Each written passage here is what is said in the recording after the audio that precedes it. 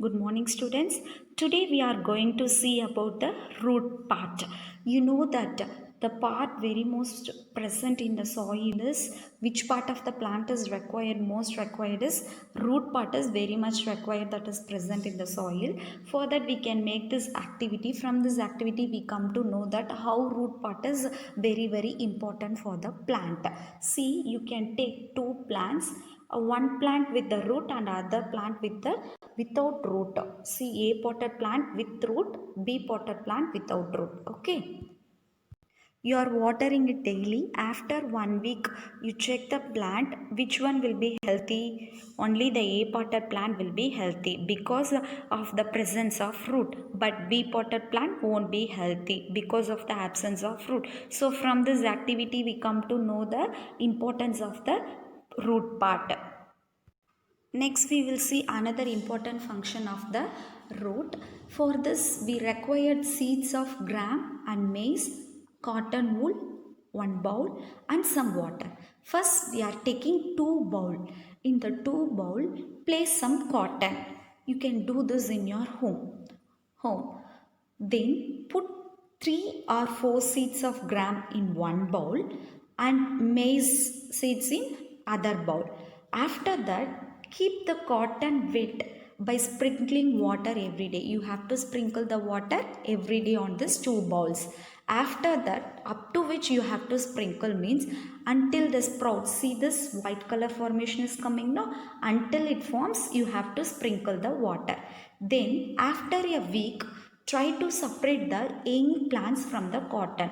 This young plants you have to separate from the cotton after 1 week. Is it will be easy to separate? No, it will be very difficult because the root part is very important. We have already seen in the first activity. Same thing, it is very difficult to separate the root part from the cotton. See, look out here. Look at the roots. You have to find it out which is the maize root and which one is gram root.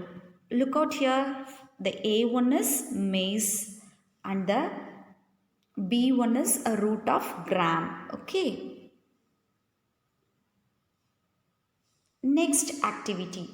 See, for this activity, just nothing, you can go to the open ground where many wild plants are growing and dig out. You can dig out a few plants and wash the soil of the roots and observe them. You can find different types of roots. Here, see what are the different types of roots. We can see it.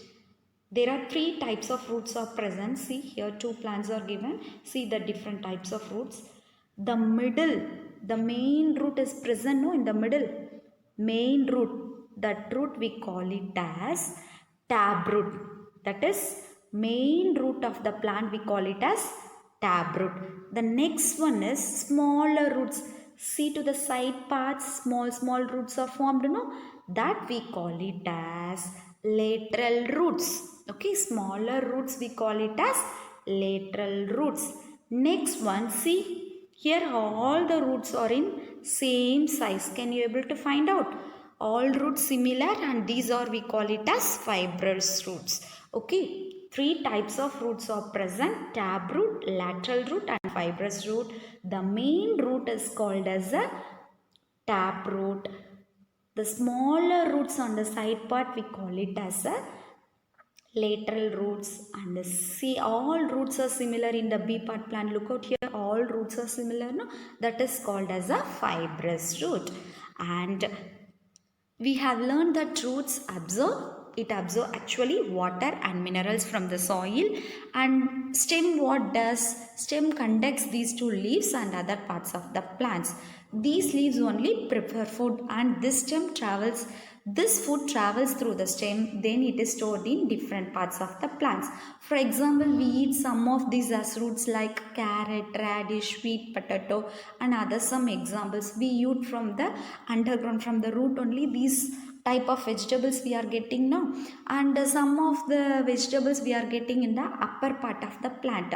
So you can find it out which type, from which type of the plant we get vegetable from the upper part, and then from the down part we are getting some types of vegetable. You can separate us by its group.